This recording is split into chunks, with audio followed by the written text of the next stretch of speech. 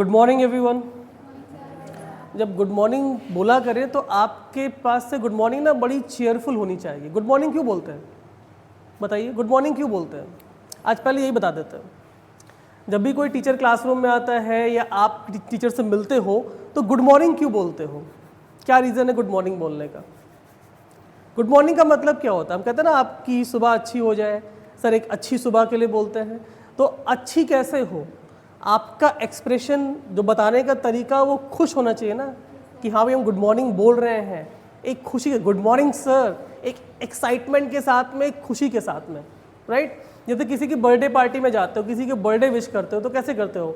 अरे यार happy birthday, ऐसे तो नहीं विश करते हो ना आप। जो भी कह, अरे very very happy birthday, I wish you may live very very long, यही तो बोलते हो खुश होकर के कि भाई मैं चाहता हूँ, भगवान से मेरी प्रार्थना है आप बहुत लंबी उम्र तक जिएं।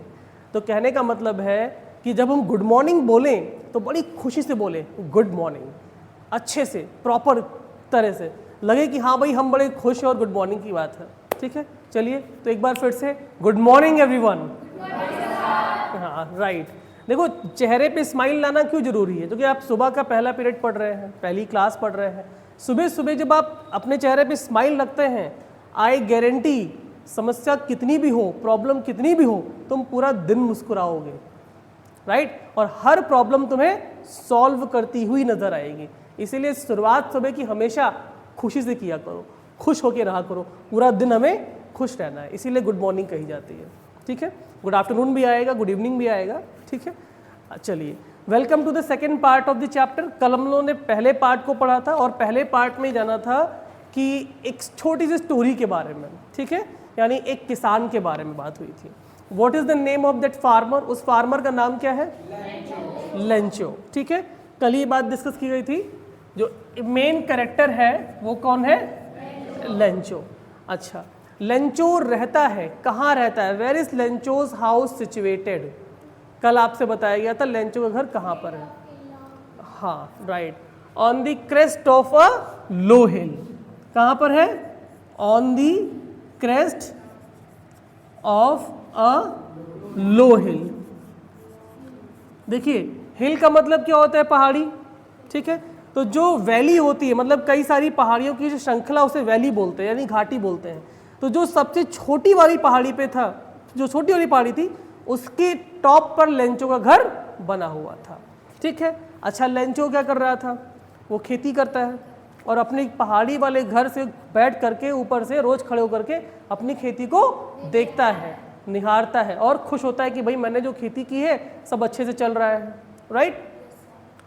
आज क्या हो रहा है? लेंचो की वाइफ खाना बना रही हैं, लेंचो अपनी खेती को देख रहे हैं और देखने के बाद क्या कहते हैं कि बस मेरी खेती को क्या जरूरत है? हल्की सी बारिश की, यानी एक शावर हो जाए, हल्की सी बारिश हो जाए, बस मेरी खेती में 4 चांद लग जाएंगे, यानी आइसिंग ऑन द केक, सब बेहतर हो जाएगा, फिर तो फसल बहुत अच्छी हमारे पास आने वाली है। ऐसा लेंचो सोच रहे हैं। ठीक है भाई, फिर क्या होता है? लेंचो को ठंडी हवाओं का एहसास होता है, हल्की ठंडी हवा चलती है। लेंचो अपनी वाइफ से कहते हैं देखो मौसम बदल रहा है और वो नॉर्थ ईस्ट से घने बादल आ रहे हैं। ध्यान दीजिए कहाँ से आ रहे हैं? नॉर्थ ईस्ट से। और ये घने बादल आएंगे और जब लेंचो अपनी बॉडी को, मतलब बाहर आता है और अपने शरीर से महसूस कर रहा है वो ठंडी हवाओं को, तो उसके बाद कुछ बूंदें गिरना शुरू होती हैं। तो अपनी वाइफ से कहते हैं सुनो, ये जो तुम बड़ी बड़ी बूंदें देख रही हो, ये बूंदें नहीं हैं, ये कॉइन्स हैं। क्या है? सिक्के हैं। और बड़ी बूंदों के क्या बताया? 10 सेंट, यानी 10 पीसेस। और छोटी को क्या बताया? 5। ये बात याद कर लीजिए, अक्सर एग्जामिनेशन में 1 मार्क्स में एमसीक्यू क्वेश्चन में ये क्वेश्चन अक्सर आता है। ठीक है, कि बड़ी बूंदों को लेंचो ने क्या कहा? Big drops 10 cents and small drops 5 cents. Right, clear हो गया? तो कल हमने यहाँ तक चैप्टर पढ़ लिया था, यानी 2 पैराग्राफ हमने कवर किए थे। आज हम उसके आगे चलते हैं। कल आपसे कहा था कि क्या होगा स्टोरी में आगे, जब लेंचो उस बारिश को फील करेगा। घर पे खाना बन रहा है, बच्चों को बुलाया गया है खाना खाने के लिए, अच्छा मौसम है, ठंडी हवाएं हैं, बौछारें शुरू हो गई हैं। छोटी और बड़ी बूंदों को लेंचो ने नाम भी दे दिया भाई कि बड़ी बूंदें 10 सेंट्स की हैं और छोटी वाली 5 सेंट्स की हैं। अब मुझे आप ये बताइए, क्या इतना आपको याद करना पड़ा अभी तक? अभी तक कहानी में कुछ भी ऐसा लगा जो आपको लगा याद करना पड़े? और देखिए आपको ऑटोमेटिकली चीज़ें याद भी हैं। फार्मर का नेम क्या है? Lencho. Big drop 10 cents, small drop 5 cents. ठीक है, सब याद हो रहा है। लेंचो का घर कहाँ पर है? On the crust of a low hill, यानी जो कई सारी पहाड़ियाँ बनी हुई हैं जिसको वैली कहते हैं, उनमें से एक पहाड़ी के ऊपर लेंचो का जो घर है वो बना हुआ है। ठीक है, इसको कहते हैं वैली, यानी पहाड़ी कई सारी हैं। जो छोटी वाली पहाड़ी है, मैंने बड़ी वाली बनाई नहीं, लीजिए बड़ी वाली बना दे रहा हूँ। ठीक है, एक जो छोटी वाली पहाड़ी उसके टॉप पे, क्रेस्ट का मतलब क्या होता है? टॉप। अच्छा, मैंने कल आपको कुछ वर्ड्स बताए थे क्रेस्ट के लिए। एक बताया था टॉप, दूसरा क्या बताया था? पीक, तीसरा क्या बताया था? बताइए। क्रेस्ट तो लिखा ही हुआ है, क्रेस्ट, टॉप, पीक और जेनिथ, ZENITH, जेनिथ। इन सब का मतलब होता है टॉप। अच्छा, एक सबसे इंपॉर्टेंट बात, चैप्टर की थीम क्या है? मैंने कहा था कल क्वेश्चन पूछेंगे। इस चैप्टर की थीम क्या है? पूरा चैप्टर किस पे चला? बिलीव है। ठीक है, तो यानी हम कह सकते हैं faith in God, faith in God यानी भगवान पे विश्वास। लेकिन सिर्फ विश्वास ही नहीं, अटूट विश्वास, यानी फर्म फेथ इन गॉड, भगवान में पूरी तरह से शिद्दत से भरोसा करना। और कल मैंने आपसे ये भी कहा था, फेथ के कुछ और वर्ड बताइए। एक फेथ, दूसरा बिलीव, तीसरा ट्रस्ट। ठीक है, तो ध्यान रखिए, हम या तो कह सकते हैं फेथ, बिलीव या फिर ट्रस्ट। अब एग्जामिनेशन में अगर सिनोनिम पूछेगा तो आपको याद रहेगा। अब देखिए, आपको याद नहीं करना पड़ा, सब आपको याद है। और जब आप अपनी बुक में रीडिंग कर रहे हैं तो ध्यान दीजिएगा, on the crest of low hill को हाईलाइट कर लीजिएगा, जितना मैं बोर्ड पर लिख रहा हूँ। ठीक है, चलिए अब आगे देखते हैं कि कहानी में क्या होता है। With a satisfied expression he regarded the field of ripe corn with its flowers draped in a curtain of rain, but suddenly a strong wind began to blow with the rain, very large hail stones began to fall.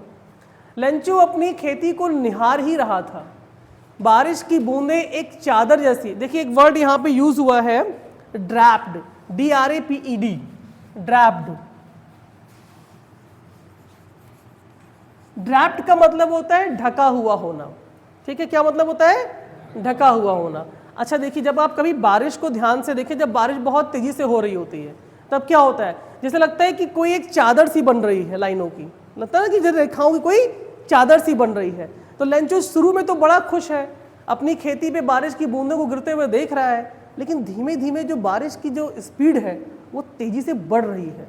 Lencho का जो heart है वो खुश था पहले, अब थोड़ा थोड़ा संकुचित होने लगा कि यार ये क्या हो रहा है, बारिश थोड़ी ज़्यादा हो रही है। लेंचो इतना सोच ही रहा था, तभी थोड़ा सा और बुरा होने लगा। क्या होने लगा? देखिए, suddenly a strong wind began to blow and along with the rain very large hailstones began to fall। देखिए, hailstones began to fall। अचानक से क्या हुआ? हवाएं जो थी वो और तेज हो गई। अब जब हवा बहुत तेज होती तो क्या होता है? खेती को नुकसान होने लगता है। तो पहला डर तो यही हुआ, और हवाओं के साथ साथ क्या हुआ? Hail stones. क्या आने लगे? Hail stones. हेल स्टोन्स, मैंने कहा था हम हर एक वर्ड को डिस्कस करेंगे, बहुत डिटेल में चैप्टर को पढ़ेंगे। हेल स्टोन्स, देखो बेटा अभी आप हाईलाइट मत करो, जब तक आपको मैं बोर्ड पे पढ़ा रहा हूँ, बाद में हाईलाइट कर लेना, जिससे आपका जो अटेंशन है वो बना रहे। ठीक है, हेल स्टोन्स का मतलब क्या होता है? आपने देखा ना कभी कभी बारिश में सफ़ेद कलर के पत्थर गिरते हैं, बर्फ जैसे। बटोरना बड़ा अच्छा लगता है ना, जब बारिश में होते हैं, कलेक्ट करते हैं हम लोग हाथों में। मैंने तो बहुत कलेक्ट किया, आप लोगों ने भी कलेक्ट किए होंगे, मुट्ठी भर पत्थर इकट्ठा करते थे। अच्छा, हम लोग को इतना नहीं पता था कि हेल स्टोन तो नुकसान है या फ़ायदा है। हम लोग तो देखने के लिए बड़े खुश होते थे। अक्सर मेरी मम्मी डांटती थी कि ऊपर मत जाओ, छत पे चोट लग जाएगी, जो कि पत्थर होते ना गिरते थे। लेकिन हम लोग को बड़ा मज़ा आता था, अपने हाथों से कलेक्ट करते थे, और वो देखते देखते हाथों से ही गायब हो जाते थे, यानी वो गल जाते थे, पिघल जाते थे। और स्पेशली जो कॉर्नर होता था, कोना जहाँ से पानी बह रहा होता, वहाँ अक्सर बहुत सारे पत्थर इकट्ठा हो जाते थे, और वो देखने में बड़े खूबसूरत लगते थे। हरी हरी घास पे सफ़ेद कलर के पत्थर देखने में बड़ा मज़ा आता था। ठीक है, अब ये मज़ेदार पल जो हम लोगों के लिए है, किसानों के लिए बड़ा खतरनाक हो जाता है। अब जब वो अचानक से तेज हवाएं चलने लगी और पत्थर गिरने लगे, लेंचो एक तरीके से जो एक खुश चेहरा था वो धीमे धीमे मायूसी की तरफ बदल रहा था। अचानक से जैसे सब कुछ बदल सा रहा था। These truly did resemble new silver coins. The boy exposing themselves to the rain ran out collect the frozen pearls. जो काम हम करते थे वही काम लेंचो के बच्चों ने भी यही किया। कहा अरे बोलने लगे पापा देखो नए नए चांदी के सिक्के गिरने लगे हैं, सिल्वर कॉइन्स आ गए हैं। और बच्चा गया उन सारे कॉइन्स को क्या करने लगा, कलेक्ट करने लगा, यानी पत्थर को कलेक्ट करने लगा। अब बच्चा जिन पत्थरों से खेल रहा है उसे ये पता ही नहीं है कि वो पत्थर उसके पिताजी के दिल पे पड़ रहे हैं। सही मायने में जिन पत्थरों को देख के बच्चा को खुश हो रहा है, उन्हीं पत्थरों को देख करके उसके पिताजी को बहुत ही परेशानी हो रही है कि यार ये तो सब बर्बाद हो रहा है, मेरी खेती जो है बर्बाद होने जा रही है। It's really getting bad now exclaim that man. Lencho ने कहा कि यार अब तो बहुत बुरा होने लगा है। एक व्यक्ति जो खुश था अपनी वाइफ से, उसने कहा था कि देखो ये बूंदे नहीं है, ये 10 सेंट्स और 5 सेंट्स है। अचानक से क्या हुआ, जब तेज पत्थर गिरने लगे, हवाएं चलने लगी, लेंचो ने कहा अब तो ये बर्बादी की तरफ है, अब चीजें जो है वो बिगड़ रही हैं। I hope it passes quickly. और निराशा में आशा की उम्मीद लेकर के लेंचो एक बात कहता है कि मैं आशा करता हूं कि ये जल्दी से चला जाए, यानी ये जो बारिश हो रही है हेल स्टॉर्म वाली, ये देर तक ना रहे। थोड़ा नुकसान हुआ तो चलो झेल भी लेंगे, बहुत देर रही तो सब बर्बाद हो जाएगा। तो कहता है मैं आशा करता हूँ ये जल्दी चला जाए। It did not pass quickly, लेकिन वो जल्दी से नहीं गया। For an hour the hail rain on the house, the garden, the hill side and cornfield, on the whole valley. The field was white as it covered with salt. ये बहुत important point है, as it covered with salt. देखते ही देखते पूरा जो नज़ारा था, जो बारिश के बाद जो पत्थर साथ में गिर रहे थे, वो पूरा हर जगह एकदम सफ़ेद सफ़ेद से हो गया था। अब ध्यान दीजिए, एग्जामिनेशन में एमसीक्यू क्वेश्चन में 1 मार्क्स में अक्सर ये पूछ लेते हैं, जो लास्ट लाइन लिखी हुई है, the field was white as if covered with salt. जो खेती थी वो एकदम सफ़ेद हो गई थी, जैसे किसी ने नमक से ढक दिया हो। किसी ने नमक से, नमक कैसा होता है, सफ़ेद, और वो पत्थर जो बर्फ के गिर रहे थे वो भी कैसे होते हैं, सफ़ेद। तो मानो किसी ने नमक से खेती को ढक दिया हो, ऐसा वहां पे देखने को मिल गया था। एग्जामिनेशन में 1 मार्क्स में क्वेश्चन पूछ लेते हैं कि कवर्ड विद, ठीक है, कि ऑथर ने क्या एज्यूम किया कि कैसे कवर्ड हो गई। तो यहाँ पे सॉल्ट है, एग्जाम में आपको आइस क्यूब्स दे सकते हैं, जो कंफ्यूज करेगा, तुम कहोगे हाँ भाई बर्फ तो गिरी रही थी, आइस क्यूब्स तो गिरी रहे थे। स्नो दे सकता है, आपको ध्यान रखना है वहां पे सॉल्ट सही आंसर होगा, ठीक है। तो याद रखिएगा सॉल्ट। तो कैसा वाइट हो गया था, वाइट एज सॉल्ट, एकदम नमक की तरह सब कुछ सफेद हो गया था। अब यहां पे आपको इस कहानी के इमोशन को समझना है। कहते हैं ना, पल में चीजें यूं से यूं हो गई। एक लेंचो जो खुशी का, इस चीज को ऐसे मत सोचिए कि हाँ कहानी में क्या बदल गया। इस चीज को जरा अपने आप में गहराई को समझिए, क्योंकि आप सब भी किसान की फैमिली से आते हो। एक किसान के बारे में सोचो जिसने पूरी मेहनत से 5-6 महीनों तक, बल्कि हो सकता उससे ज़्यादा की मेहनत की हो, ठीक है ना। कब उसने खेत को खोदा होगा, कब उसने बीज डाले होंगे, कब उसने उसको गोड़ा होगा, कब उसने ढका होगा, कब उसने पानी लगाया, कब उसने कितनी मेहनत की होगी। रोज़ उस पेड़ की खिलती हुई एक एक बाली को देखा होगा, पौधे की बाली को बार बार निहारा होगा, न जाने कितनी बेशिद्दत से उसका इंतज़ार किया होगा। और जब वो फील्ड बिल्कुल तैयार सी थी, सब कुछ अच्छा था, उसे सिर्फ एक बारिश की ज़रूरत थी, और लेंचो खुश था। उस ठंडी हवाओं को महसूस, खाना खाने के बाद जो महसूस कर रहा था कि अब तो बहुत अच्छा होने वाला है। बारिश की बूंदों को उसने कहा कि 10 सेंट्स और 5 सेंट्स, यानी उनको एक पैसों में तौलने लगा। अचानक से उसके भाव बदल गए, जज्बात पूरी तरह से बदल गए। क्यों? क्योंकि बारिश भी बदल गई हेल स्टॉर्म में, और जो खेती उसको पूरे साल लाभ देने वाली थी, आज वो खेती क्या हो गई है, बर्बाद हो गई है। तो सोचो किसान के ऊपर कितना ज़्यादा क्या उसके ऊपर बीतती है, ये वही समझ सकता है। पल भर की एक बारिश, आधे घंटे या 1 घंटे की बारिश, उसने क्या किया, आपकी सालों की मेहनत पे पानी फेर दिया। कभी कभी हम बारिश के लिए दुआएं करते हैं कि बारिश हो जाए, और कभी कभी एक किसान कहता है कि भाई मत हो, राइट। तो लेंचो की इसी फीलिंग को ऑथर ने बड़े अच्छे से दिखाया। अच्छा, जब आपके साथ सब कुछ बुरा हो जाए, कोई उम्मीद ही ना बचे, तब आप क्या करते हो?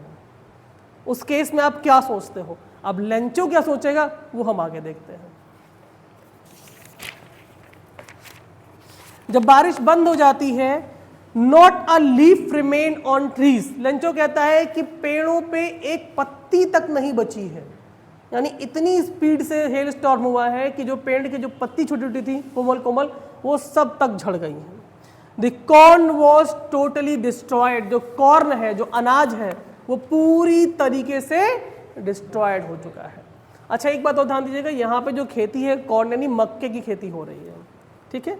The flower were gone from the plants. जो पेड़ में जो फूल लगे थे वो सब चले गए, वही फूल जो बीज हैं, वही फूल जो आगे अनाज तैयार करेंगे, सब चले गए, सब बर्बाद हो गया। Lencho soul was filled with sadness. Lencho की आत्मा तक दुखी हो गई कि यार सब बर्बाद हो गया, कुछ नहीं बचा है। When the storm had passed, he stood in the middle of the field and said to his son. जब वो तूफान चला गया तो लेंचो अपनी खेती के बीच में खड़ा है और अपनी बर्बादी को देखते हुए अपने बच्चों से कहता है, क्या कह रहे हैं? A plague of locusts would have left more than this. देखिए इस लाइन को याद करिए, बहुत इंपॉर्टेंट है। A plague of locusts। देखिए लोकट्स क्या होते हैं? टिड्डे, कीट पतंगे, कीड़े मकोड़े। पहले बेटा यहाँ ध्यान दो, बाद में कॉपी पे। Plague of locusts. देखिए लोकट्स का मतलब क्या होता है? आपने टिड्डे देखे हैं? हरे कलर के टिड्डे एक साथ जब झुंड में आते हैं तो क्या करते हैं? पूरे पेड़ों को बर्बाद कर देते हैं, राइट। प्लेग का मतलब होता है प्रकोप। लेंचो कहता है अगर कीट पतंगे भी आते मेरी खेती को बर्बाद करने के लिए तो वो भी शायद कुछ ना कुछ छोड़ देते, पूरी बर्बाद नहीं करते। कितना खाते, कुछ ना कुछ तो छोड़ देते, लेकिन इस बारिश ने तो कुछ भी नहीं छोड़ा। इस तूफान ने क्या किया? पूरी तरह से खत्म कर दिया, पूरी तरह से तहस नहस कर दिया, यानी कुछ भी नहीं बचा। अपने बच्चों से कहता है। तो ये लाइन याद कर लीजिएगा, a plague of locusts would have left more than this, कि अगर कीट पतंगों का झुंड भी होता, उनका प्रकोप भी होता, तब भी कुछ ना कुछ बच गया होता। तो यहाँ पे प्लेग का मतलब है प्रकोप और लोकट्स का मतलब है कीट पतंगे, ठीक है। The hail has left nothing this year, we will have no corn. उसने कहा ये जो हेल है, जो बर्फीली तूफानी जो पत्थर गिरे हैं, इसने हमारे लिए कुछ नहीं छोड़ा है। अपने बच्चों से कह रहा है हमारे लिए कुछ नहीं छोड़ा है, और इस साल हमारे पास कुछ भी नहीं है खाने के लिए, यानी पूरे साल हम क्या रहेंगे? भूखे रहेंगे। और कोई व्यक्ति एक साल तक भूखे रह पाएगा?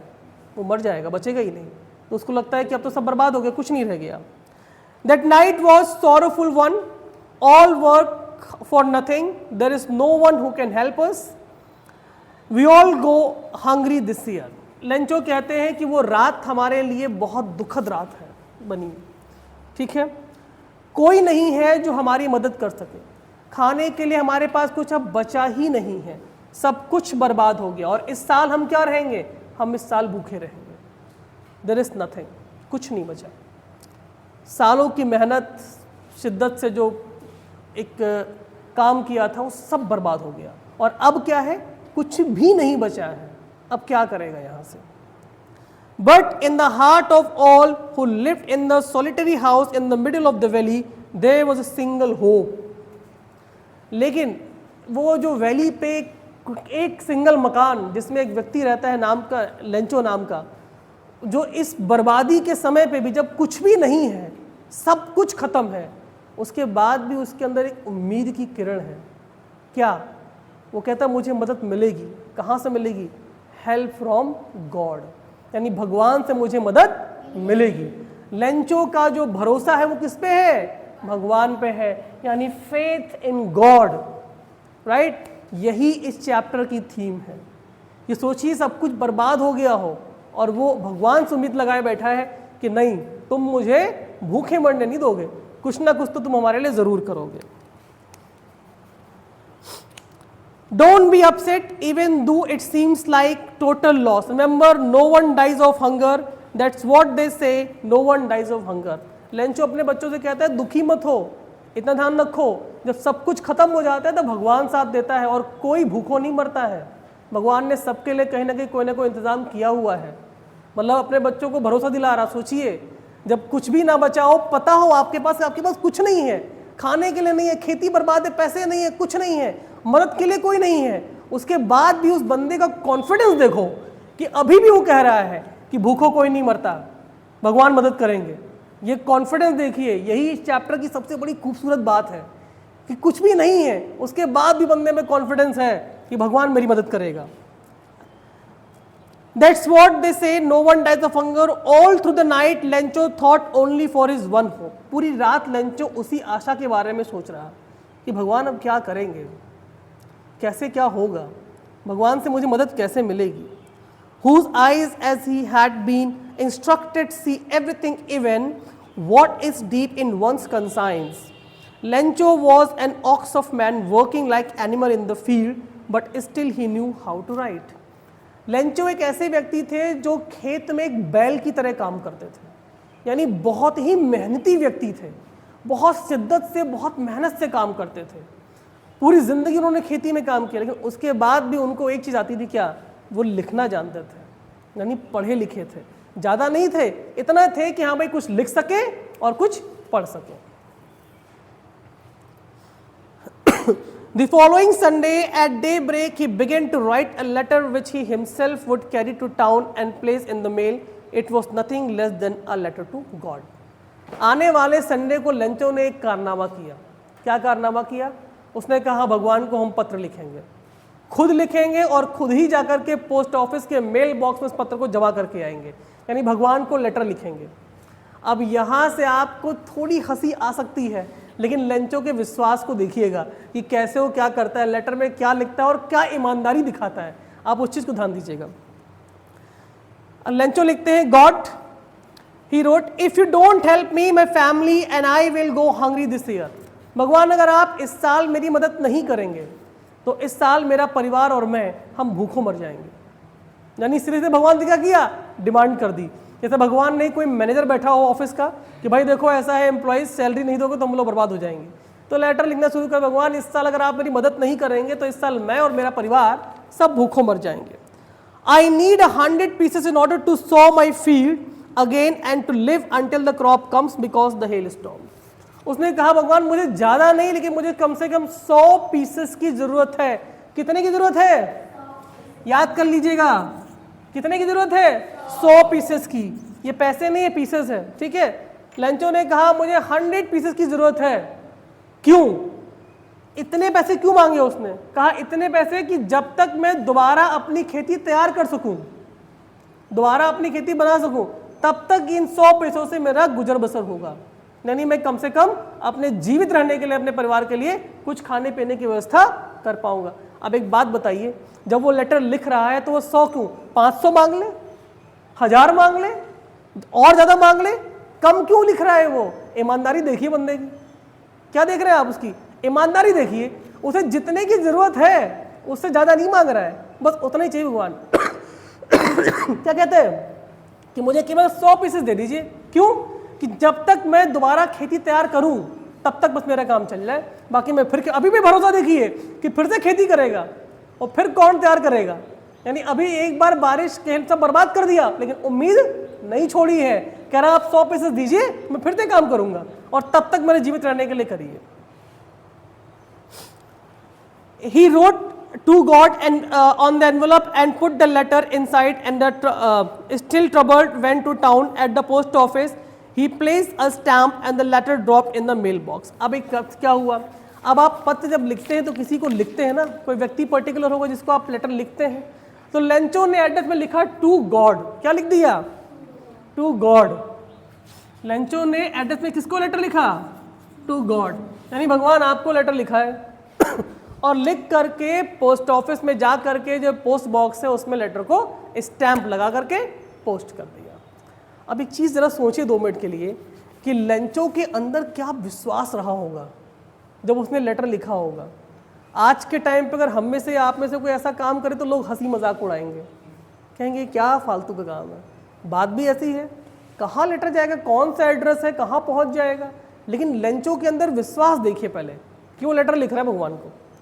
अब सोचिए कौन लेटर रिसीव करेगा, किसके पास जाएगा, कौन हेल्प करेगा, कौन देने वाला है? भगवान क्या सच में लेटर का जवाब देंगे? लेकिन लेंचो को भरोसा है, डाल दिया मेल बॉक्स में.